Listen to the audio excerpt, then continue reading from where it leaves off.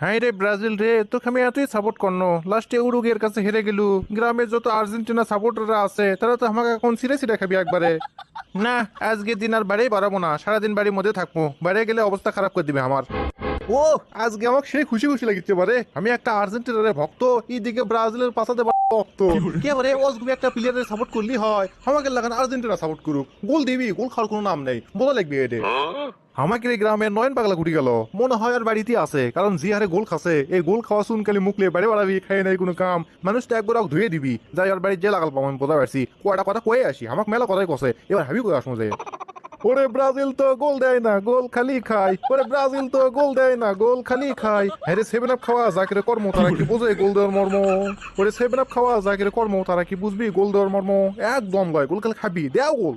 কেরে নয়ন, এ নয়ন বাইদেছু, এ গেটটা খুলতো খুলতো। হ্যাঁ রে বাবা, যার থেকে আমি ভয় করি তাই না গেছে।